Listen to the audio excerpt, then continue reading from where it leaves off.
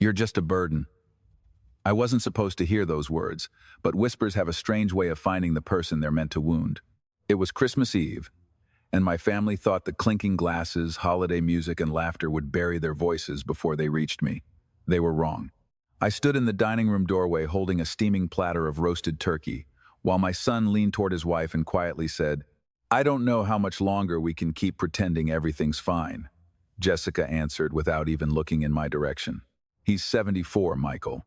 He lives alone, talks to your mother's picture every night, and sooner or later he'll expect us to take care of him." Someone at the other end of the table chuckled softly. Another voice whispered, "He's just waiting for us to feed him until he dies." No one realized I had stopped walking. No one noticed the turkey growing colder in my hands. I simply looked past all of them to the empty chair beside mine, the chair where my wife had sat every Christmas for 43 years, and I understood that loneliness could exist even inside a room filled with the people you loved most. They believed I was listening to Christmas music. They never imagined I was listening to them. If this story truly resonates with you, I'd be grateful if you stayed with me until the very end. And only if it speaks to your heart. Tell me where you're watching from by sharing your city or country along with your local time. Sometimes it comforts me to know that somewhere, someone is listening. My name is Harold Bennett. I'm 74 years old, and the Christmas dinner I'm about to tell you about changed the way I looked at my family forever. Looking back now, I don't think that night destroyed my family. I think it simply uncovered something that had been quietly growing for years while I was too busy believing everything was still the way it used to be. The house belonged to my son Michael and his wife Jessica now. At least that's what everyone liked to say. It sat in Dublin, Ohio, decorated with thousands of white lights that shimmered across the front porch, wreaths hanging from every window, and an enormous inflatable Santa waving at passing cars. My grandchildren, Ethan and Emily, were laughing in the living room, while an old Frank Sinatra Christmas album played softly through hidden speakers. Everything looked exactly like the kind of Christmas card Evelyn used to save in a wooden box upstairs. Beautiful from the outside, harder to understand once you stepped inside. "Dad, could you bring the turkey?" Michael called from the dining room. "It's almost time." "Of course," I answered with a smile that came naturally after decades of trying to keep peace inside my family. The kitchen still smelled of rosemary, butter, and fresh bread. I had spent most of the afternoon helping Jessica prepare dinner, just as Evelyn and I had always done together.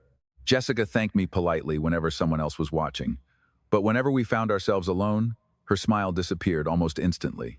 "Could you wipe that counter again?" she asked without looking at me.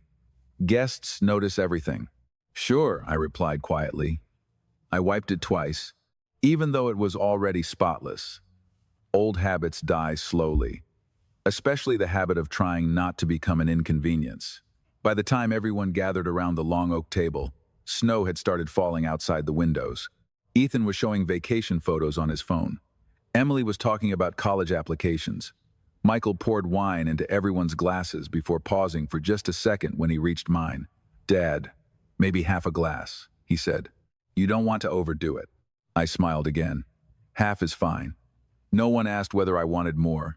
No one asked much of anything. They spoke around me instead of to me, as though I had quietly faded into the furniture. My eyes drifted toward the empty chair beside me. Jessica had suggested removing it weeks earlier. "It'll make the table look less crowded," she'd said. I told her I'd rather leave it where it had always been. Evelyn had earned her place at that table, even if only her memory occupied it now. I rested my hand gently against the worn wood of its armrest beneath the tablecloth where no one could see. In my mind, I could almost hear her whisper, "Keep your dignity, Harold. Don't answer every unkind word." Then came the whispers. They thought I was still in the kitchen refilling the gravy. They thought distance protected their secrets. "He's just a burden now," Jessica murmured. "Honestly, we're the only reason he isn't in assisted living." Michael sighed. "Let's just get through tonight."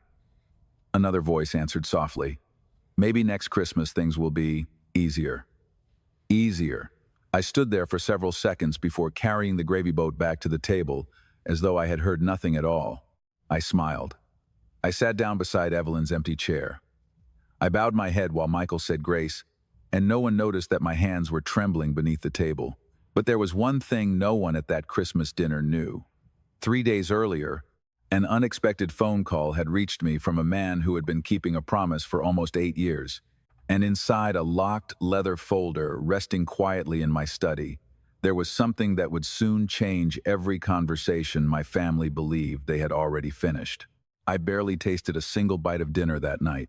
Everyone around the table complimented Jessica's cooking, laughed at stories I had heard 3 or 4 times before, and passed dishes from one side to the other without ever noticing how often my eyes wandered toward Evelyn's empty chair. I kept hearing those whispers in my mind, but what hurt me even more was realizing they had not come out of nowhere. They had simply given a voice to something that had been quietly growing for years. There was a time when Christmas looked very different in our family. Back then, our little brick house in Columbus always smelled of cinnamon and pine long before December 25th arrived. Evelyn would wake before sunrise to bake her pecan pies, while I climbed a ladder outside, stringing lights along the gutters, even though she always worried I was getting too old to be balancing that high above the driveway. She would open the front door every few minutes just to check on me. "Harold?" She would call with that gentle smile that somehow made every worry sound smaller. "If you fall off that ladder, I am going to be very upset with you." I would laugh and answer, "I have been climbing ladders for 40 years. I think I know what I am doing." She always shook her head.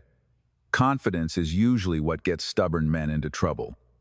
Those were the years when Michael still called every Sunday afternoon without being reminded. Rachel would drive over from Indianapolis whenever she could, filling the house with stories about work, neighbors, and little adventures that made Evelyn laugh until tears rolled down her cheeks. The grandchildren were small enough to believe I could still fix anything. Broken bicycles, loose cabinet doors, squeaky swings, it did not matter. "Grandpa can fix it," Ethan would proudly tell everyone. Hearing those words used to make me stand a little taller. When Evelyn became ill, everything changed so gradually that I convinced myself nothing had really changed at all. The hospital visits became more frequent. Prescription bottles slowly covered one corner of our kitchen counter. Michael visited often during those first months, bringing soup and asking whether I needed help mowing the lawn. Jessica usually came with him, smiling politely while looking around the house a little longer than seemed necessary. One afternoon, she stood in the hallway studying the framed photographs that lined the wall. "This place has really gone up in value," she said casually. "Homes around here are selling fast."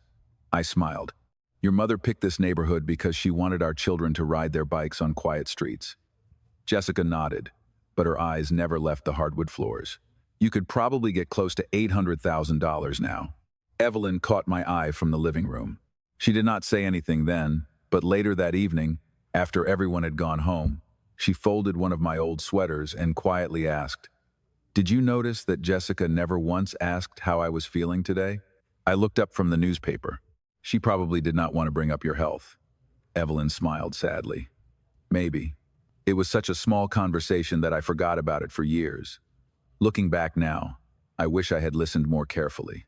After Evelyn passed away, silence became the loudest thing inside my house. Every morning I still made 2 cups of coffee before remembering I only needed 1. I never stopped setting my keys in the same bowl by the front door because that was where she always expected to find them. Sometimes I caught myself speaking out loud before realizing there was no one left to answer. Michael called less often after the funeral. At first I blamed work, then soccer games, then vacations. "Life is busy," I kept telling myself. Children build lives of their own. That is the way it is supposed to be. Yet little moments kept adding up. One Saturday, I invited everyone over for lunch. Michael replied, "Maybe next weekend, Dad." The next weekend became next month. My birthday dinner turned into a quick phone call that lasted less than 5 minutes. "Happy birthday, Dad," Michael said, while I could hear traffic and car doors closing behind him. "We are on our way to Ethan's tournament. We will celebrate another day." We never did. Rachel tried harder. She called every couple of weeks from Indianapolis and apologized for living 3 hours away. "I hate that I cannot be there more," she would tell me.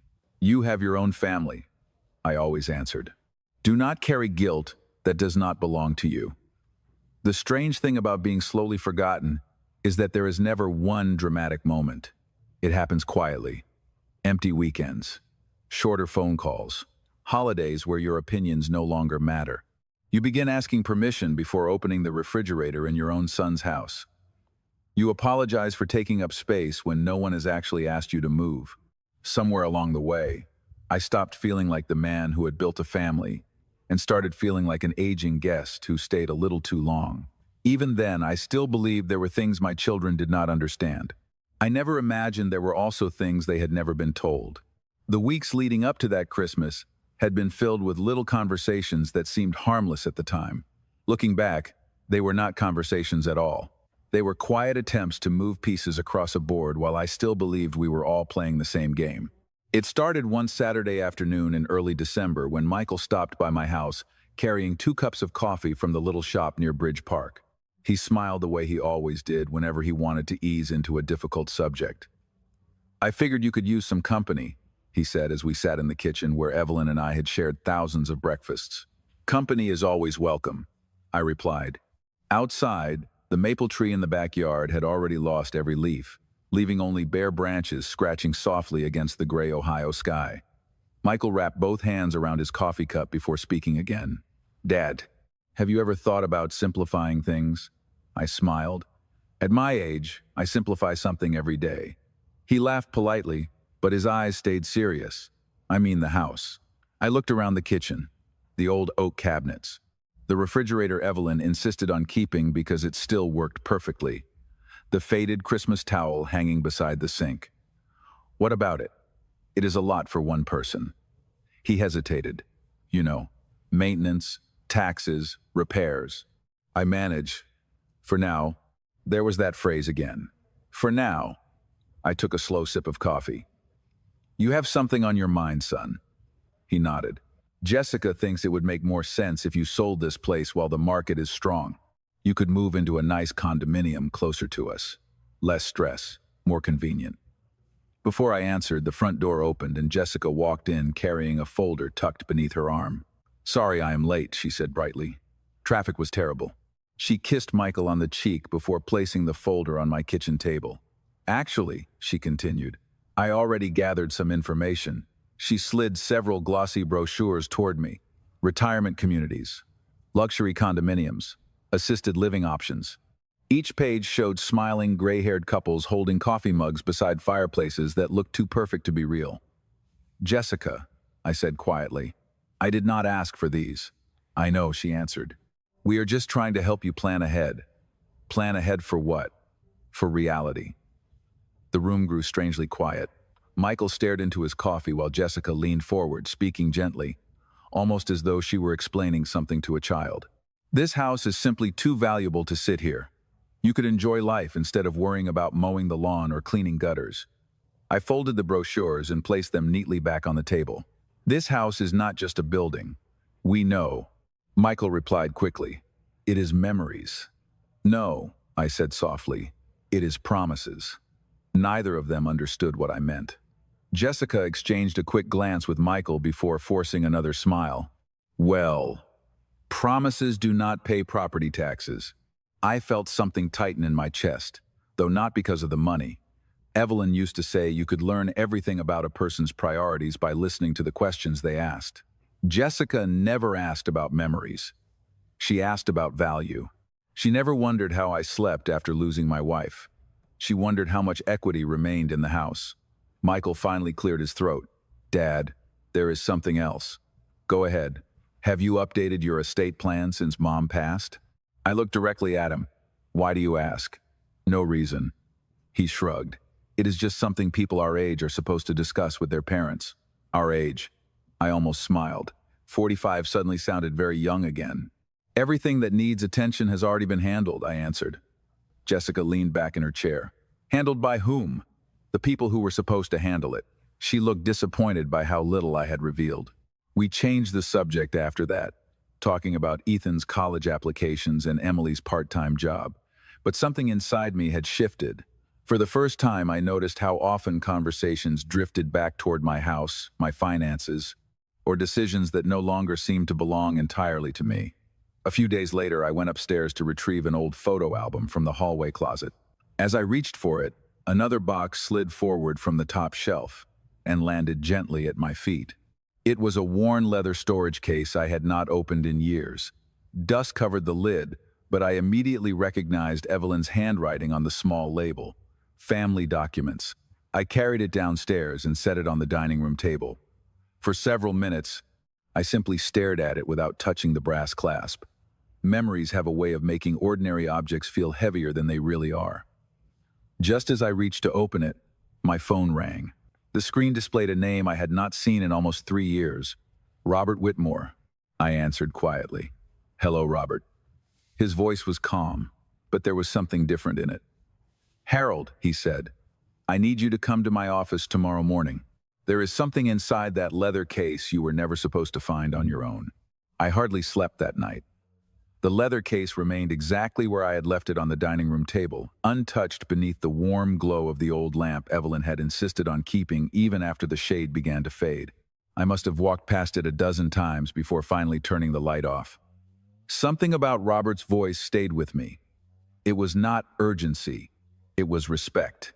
The kind of respect people reserve for promises they have protected for a very long time. By sunrise, I was already on the road.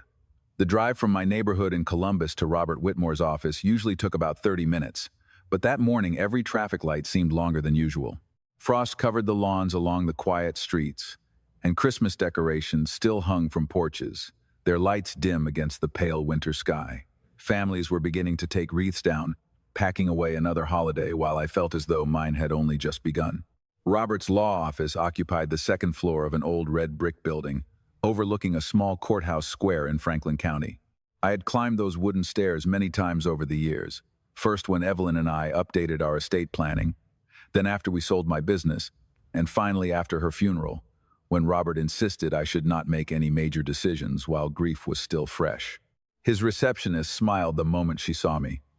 "Good morning, Mr. Bennett. Mr. Whitmore is expecting you." "Thank you, Linda." Robert was already standing when I stepped into his office. At 66, his hair had turned almost completely silver, but his handshake remained as firm as it had been the day we first met more than 25 years earlier. "Harold," he said warmly, placing one hand on my shoulder, "I am glad you came. You sounded serious on the phone." I was. He waited until I sat down before pouring 2 cups of black coffee from a small pot sitting on a side table. He still remembered exactly how I drank it. No sugar, no cream. It was a small detail, but grief teaches you to notice the people who remember the little things. We spoke quietly for several minutes about ordinary life before he finally looked toward the leather case resting beside my chair. "You brought it. You told me not to open it." Robert nodded. "I appreciate that." Before either of us touched the case, someone knocked gently on the office door. Linda stepped inside. "Pastor William Brooks is here." Robert smiled. "Please send him in." I stood almost immediately. Pastor Brooks had presided over Evelyn's memorial service 3 years earlier. Before that, he had married Rachel and her husband, baptized both of my grandchildren, and shared more Sunday dinners with our family than I could count. His smile softened as soon as he saw me. "Harold." He embraced me without saying another word. Some people speak comfort, others simply carry it with them. We sat together, and for a few moments nobody mentioned the leather case. Pastor Brooks asked how I had been managing through another Christmas without Evelyn. I admitted the truth. Some days are easier than others. He nodded slowly. "She used to tell me the same thing whenever you were away on business. She always said love was measured by the empty chair waiting at the dinner table." My throat tightened. I had not heard anyone repeat her words in years.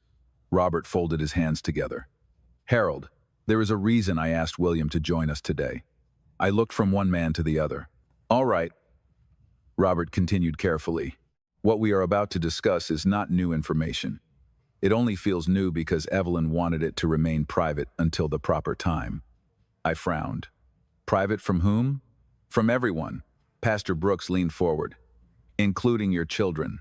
Silence settled across the room. Robert rested his hand on the leather case, but still did not open it. 8 years ago, after Evelyn received her diagnosis, the two of you met with me several times. Do you remember the final meeting? I searched my memory. The afternoon after Thanksgiving. Exactly. Pastor Brooks smiled gently. I was there. I looked at him, surprised. You were? Your wife asked me to witness something important. She believed that one day your family might need someone who had nothing to gain by telling the truth. Robert unlocked one of the drawers in his desk and removed a slim folder with my name written neatly across the front. Harold, over the past few years, your children have probably assumed that everything concerning your estate was arranged after Evelyn passed away. I suppose they have. He shook his head. They have been wrong all along. He slowly turned the folder toward me without opening it. Across the top was a familiar line written in Evelyn's careful handwriting. Joint estate instructions. Final revision. I stared at those words while my heartbeat echoed inside the quiet office. Then Robert looked directly into my eyes and said, "There is one page inside this folder that even you have never read, because Evelyn insisted it could only be opened after a very specific moment arrived. Harold, after what happened at Christmas dinner, I believe that moment has finally come." My fingers rested on the edge of the folder, but I did not open it right away. There are moments in life when you know that whatever comes next will quietly divide your life into before and after. This felt like one of them. Robert did not rush me. He had always understood that some truths deserve silence before they deserved words. Pastor Brooks sat across from me, with his hands folded, his expression calm, almost fatherly.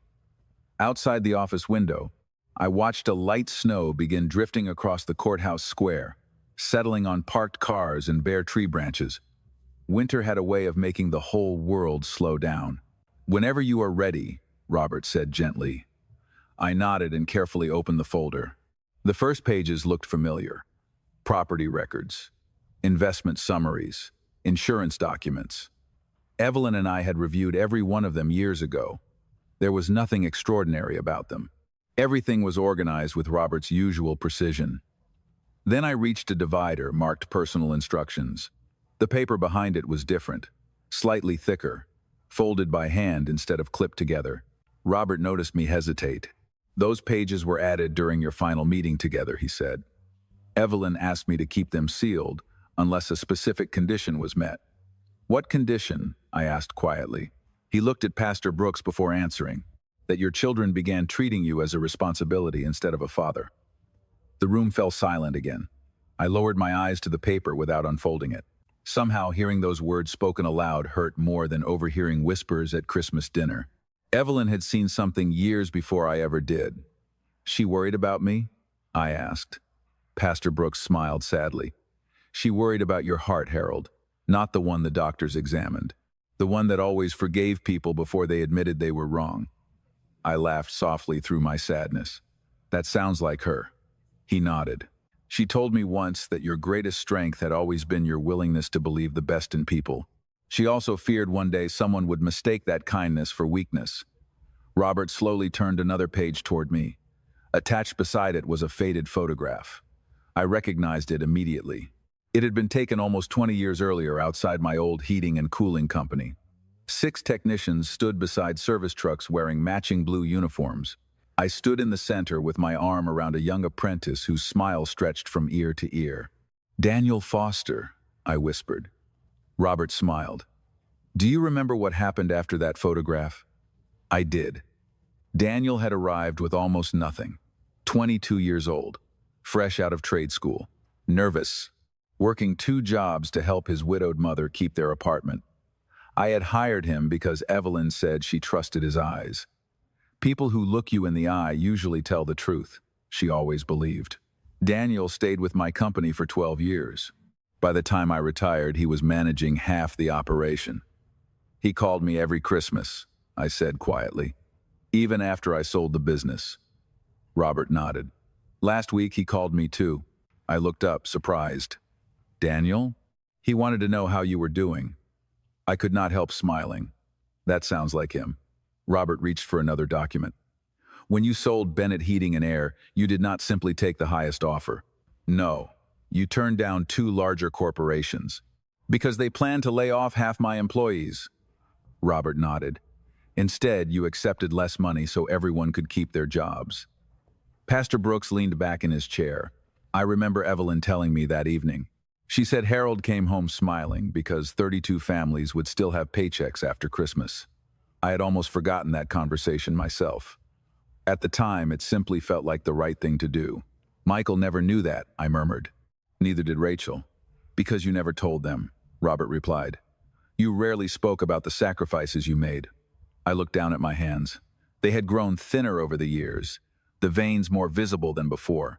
These hands had repaired furnaces during snowstorms, climbed ladders in August heat, and signed payroll checks before buying anything for myself. Yet none of that had ever seemed worth talking about. Evelyn said something else that afternoon, Pastor Brooks added quietly. She said, if our children only remember the money, then we have failed to teach them what built it. His words settled over me like the snow outside. For the first time, I realized this folder was not preserving dollars or property. It was preserving memories that no bank statement could explain. Robert gently removed a cream-colored envelope from the very back of the file. Unlike the other papers, this one carried only a single line written in Evelyn's unmistakable handwriting. It simply read, "For whoever still remembers what family truly means." Robert did not hand it to me. Instead, he held it carefully between both hands and said, "Harold, this letter was never intended for one person alone. According to Evelyn's instructions, it must be read in front of your entire family, together with the final provisions of your joint estate plan. And once they hear what is inside, nothing about your family will ever be the same again." Robert did not seal the envelope again. Instead, he placed it carefully back inside the folder and slid everything toward me. "The choice is yours now," he said quietly. "Nothing in these instructions requires you to move immediately." But Evelyn believed that truth should arrive before regret has the chance to rewrite memory. I looked down at the familiar handwriting one more time before closing the folder. "How long have you been carrying this?" I asked. 8 years, Robert answered. "And I promised your wife I would never let emotion interfere with timing." Pastor Brooks smiled gently. "She trusted you because she knew you would not use this to punish anyone." Robert nodded. "This was never written for revenge." Those words settled deeply inside me. Revenge had never been Evelyn's language. Even during the hardest years of her illness, she rarely complained. If someone disappointed her, she would simply say, "People eventually reveal what they value most. Our job is only to pay attention." I carried the leather case back to my car with both hands, almost as carefully as I had once carried our newborn son home from the hospital. The drive back through Columbus felt different. The streets had not changed, but I had. Every stoplight became another quiet moment to think about all the years Evelyn had apparently seen dangers that I refused to notice.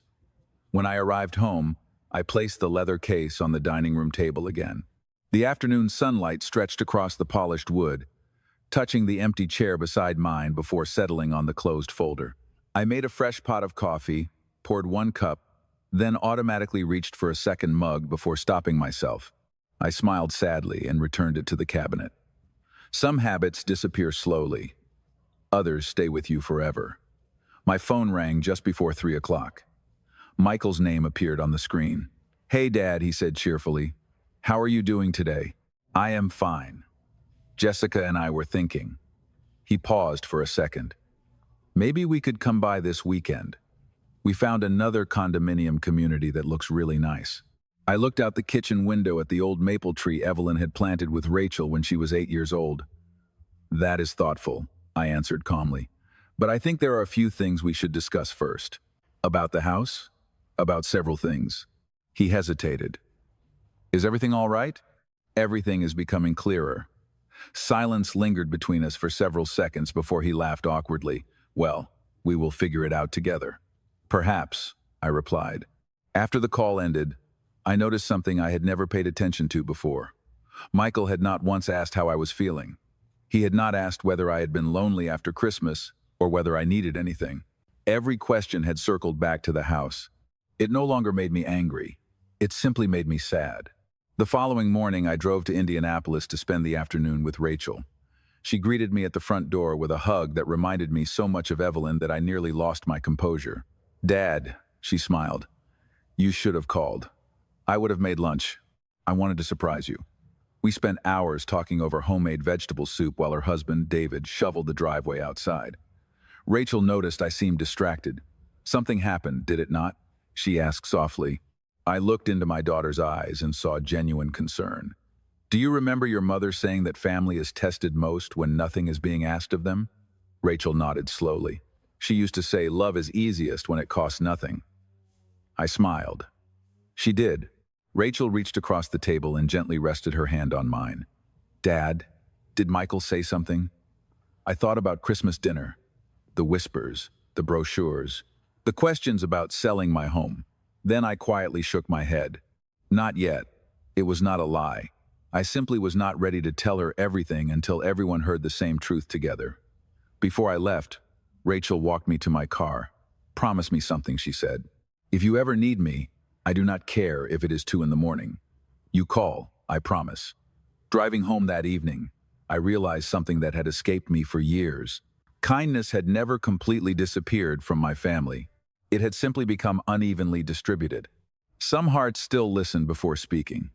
Others had become too busy measuring worth in practical terms. 2 days later, Robert called again. Harold, I have spoken with everyone. Everyone? Michael, Jessica, Rachel, and David. They all agreed to come to my office on Friday afternoon. I took a slow breath. Did you tell them why? Only that it concerns the joint estate plan you and Evelyn created together. And how did they respond? Robert was quiet for a moment. Rachel sounded concerned. Michael? Confused. Jessica? Another pause followed. She asked whether this meeting involved changes to property ownership. I closed my eyes. Somehow that answer no longer surprised me. Robert continued in the same calm voice. There is one more thing you should know before Friday. Go ahead. Late yesterday afternoon, someone called my office asking whether any documents could still be amended before the meeting. Who? Robert exhaled slowly. Harold. The request did not come from you. Friday arrived wrapped in the kind of gray winter sky that seemed to press gently against the rooftops of Columbus. I left home earlier than necessary, not because I was eager for the meeting, but because I wanted a few quiet minutes before everyone else arrived. Robert's office felt different that afternoon. The reception area was busier than usual, and someone had arranged a tray of coffee and bottled water in the conference room. Nothing looked dramatic. It looked professional. That somehow made everything feel even more important. Robert greeted me with the same calm expression he had worn all week. You are early. Old habits, I answered with a faint smile. Your father taught you that if you arrive 15 minutes early, you are already on time. I laughed softly. I said that to Michael more times than I can remember. Robert motioned toward the conference room. Before the others arrive, there is something you should see. He handed me a printed phone log from his office. Several calls had been highlighted. The first one was made 2 days ago, he explained. The second came yesterday morning. The third arrived just before closing. I studied the page. Each call had lasted only a few minutes. Did the caller identify themselves? Eventually. Who was it? Robert folded his hands. Jessica. I nodded without saying a word. Somehow I had expected that answer before he even spoke it. She wanted to know whether estate documents could be revised after one spouse passed away, Robert continued. When I explained that the joint plan had already been executed according to the instructions both of you signed years ago, she asked a different question, which was, if Harold wanted to make changes now, could the previous documents simply disappear? I slowly looked back down at the paper. What did you tell her? The truth. Robert's voice remained steady. That legal documents do not disappear because someone finds them inconvenient. Before I could answer, the conference room door opened quietly. Rachel stepped inside first. She walked directly toward me and wrapped her arms around my shoulders without asking a single question. I am glad you are here, Dad. So am I. David followed behind her, carrying both of our winter coats. Traffic was not too bad, he said with an easy smile. The roads are finally clearing. His ordinary conversation felt comforting. He treated me like family instead of a problem to solve. Rachel looked around the room. Do you know why Robert asked us here? I know a little more than you do, I admitted, but not everything. She studied my face carefully. You look tired. I have been remembering a great deal this week. She squeezed my hand. Sometimes remembering is harder than forgetting. 10 minutes later, the mood shifted. Michael and Jessica entered together. Michael smiled politely when he saw everyone, but Jessica's eyes immediately scanned the room. The long conference table, the folders stacked neatly beside each chair. the leather case resting near Robert's seat. I noticed her gaze stopped there for just a second longer than anywhere else. "Dad," Michael said, walking toward me, "you could have told us this meeting was something serious. I only learned that myself." Jessica removed her gloves and sat down before anyone invited her to. "Robert," she began, "before we get started, I still have a few legal questions." Robert remained standing. "There will be time for questions after the documents are presented." She smiled politely, but the smile never reached her eyes. "I only wanted to avoid confusion. Clarity is exactly why we are here." The room grew quiet again. Michael leaned closer to Jessica and whispered something I could not hear. She answered in an equally low voice, but Rachel happened to glance toward them at the same moment. Her expression changed ever so slightly. She had noticed the secrecy too. As everyone settled into their seats, Pastor Brooks quietly entered through the side door. Michael looked surprised. "Pastor? I did not know you were coming. Robert asked me to be here." "Why?" Michael asked. Pastor Brooks smiled kindly. "Because sometimes people remember facts more clearly when someone else remembers the promises that came before them." Nobody replied. Robert opened his briefcase and carefully arranged several folders in front of him. Then he looked around the table, making eye contact with each of us before speaking. "Everything discussed here today has been prepared for many years. Nothing you are about to hear was written recently. Nothing has been changed since Evelyn Bennett approved the final documents alongside Harold." Jessica shifted slightly in her chair. "So this is not simply an updated will?" Robert answered without hesitation. "No." Rachel looked toward me with quiet confusion while Michael frowned. "Then what exactly is it?" Robert rested one hand on the leather case. "It is a complete family estate plan, built around one principle your parents believed mattered more than money." "Which principle?" David asked. Robert reached inside the leather case and slowly removed the cream-colored envelope bearing Evelyn's handwriting. Before he could open it, Jessica suddenly leaned forward. "I think we should first discuss whether these instructions still reflect everyone's current circumstances." The room fell completely silent. Pastor Brooks lowered his eyes. Rachel stared at Jessica in disbelief. Michael looked from his wife to Robert, unsure what to say. Robert did not answer immediately. Instead, he slid another sealed document across the table until it stopped directly in front of Jessica. "Mrs.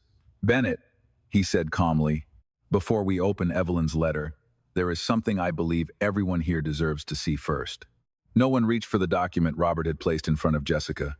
She stared at it for several long seconds, her hands resting motionless on the conference table. The confidence she had carried into the room was beginning to fade, replaced by uncertainty.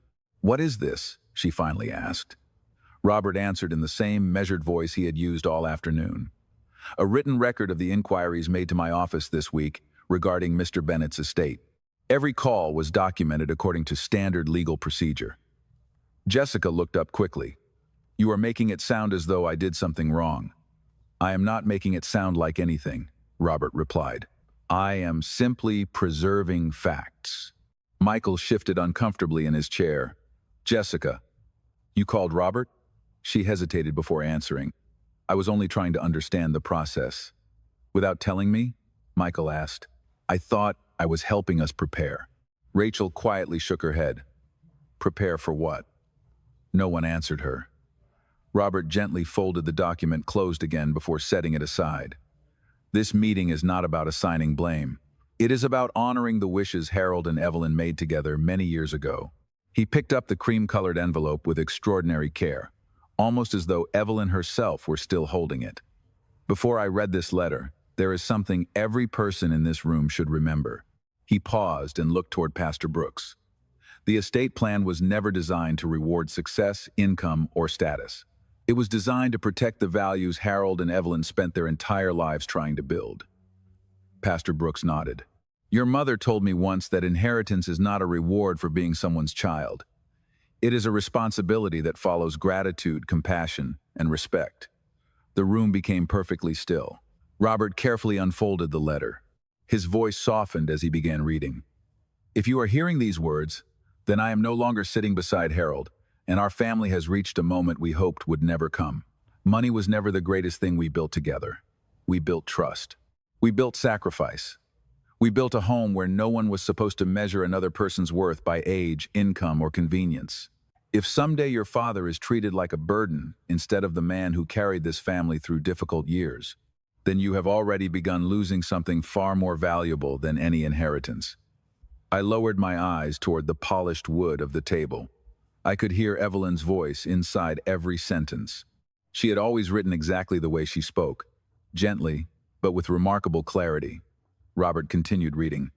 The estate plan reflects not only our assets, but also our hopes. We have chosen to leave gifts where love continues to grow, not where obligation has replaced gratitude. If this decision disappoints you, I ask only that you spend one quiet evening remembering everything your father gave without ever expecting applause. Nobody moved. Rachel quietly wiped a tear from her cheek. David reached for her hand beneath the table. Michael sat perfectly still, staring at the letter as though each sentence was forcing him to revisit memories he had not allowed himself to think about for years. Jessica's shoulders slowly lowered. For the first time since arriving, she stopped searching the room for answers and simply listened. Robert placed the letter beside the folder and opened the final estate documents. According to the joint estate plan, the family home and the majority of Harold and Evelyn's remaining personal estate remain entirely under Harold's ownership and control for the rest of his lifetime. He turned another page. After Harold's passing, specific charitable gifts will establish the Evelyn Bennett Family Scholarship for students entering skilled trades, honoring the career Harold built and the values both of them shared. I smiled without realizing it. Evelyn had always believed good hands deserved opportunities. Robert continued. The remaining family distributions are accompanied by personal letters prepared by Evelyn for each beneficiary. Michael finally spoke. His voice sounded quieter than I had heard in years. There is no immediate transfer? No, Robert answered. There never was. Michael slowly leaned back in his chair, I thought. He stopped himself before finishing the sentence. Rachel looked toward her brother. You thought what? He swallowed. I thought Dad had already started giving things away after Mom died. He never did, Robert replied calmly. That assumption existed only inside your family conversations. The weight of those words settled heavily across the room. Jessica looked down at her folded hands.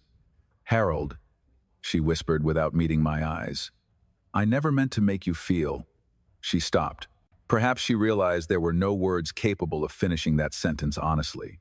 I answered as gently as I could. Intentions matter. So do patterns. She nodded once, unable to argue. Pastor Brooks stood and slowly buttoned his winter coat. One lesson I have learned after many years, he said softly, is that hearts rarely break all at once. They wear down one ordinary moment at a time. The same is true for healing. It begins with one honest moment. Michael turned toward me. His eyes were red now. Dad, I should have asked more questions instead of making assumptions. I looked at my son for a long moment before speaking. You still can. No one celebrated. No one argued. There was no dramatic victory waiting at the end of that meeting. There was only silence, heavier than before, but somehow no longer empty. As everyone slowly gathered their coats, Robert walked beside me to the front door. Snow had begun falling again, covering the courthouse steps in a fresh layer of white. He looked out toward the quiet street before saying, Harold, today settled the legal matters. The harder part begins now. I followed his gaze toward the snowfall and quietly nodded. Because for the first time in a very long while, I realized the next chapter of my life would not be about proving my worth. It would be about deciding who would still be welcome to walk beside me as I finally learned how to live in peace. Spring arrived quietly that year. The snow melted from the sidewalks outside my house.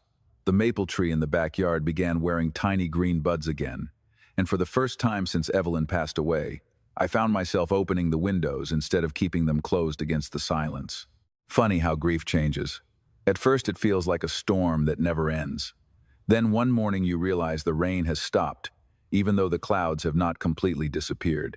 Life had not suddenly become perfect after that afternoon in Robert's office. Healing rarely works that way. It comes one conversation at a time, one honest apology at a time, one peaceful morning at a time.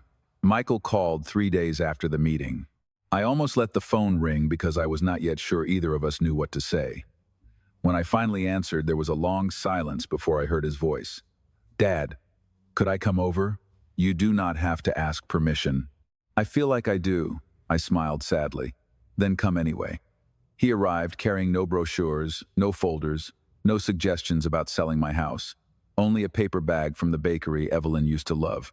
Cinnamon rolls. He remembered. We sat at the same kitchen table, where so many difficult conversations had begun. But this one was different. He looked older somehow, as though the weight he had been carrying had finally become visible.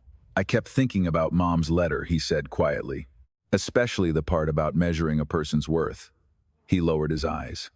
"Somewhere along the way, I started measuring everything. Houses, careers, retirement, even time. I forgot how to measure gratitude." I poured coffee into 2 mugs and slid one toward him. "It happens more easily than people realize." He nodded. "Jessica has been saying the same thing." A week later, she came by alone. She stood on my front porch holding a small cardboard box. "I found these while cleaning our attic," she said, softly. Inside were Christmas ornaments Evelyn had painted with the grandchildren when they were little. Tiny handprints covered in glitter. Crooked snowmen. A wooden angel with one broken wing. Jessica's eyes filled with tears. I packed them away because I wanted everything to look perfect. She took a slow breath. "I forgot that families are supposed to feel loved, not look impressive." I invited her inside.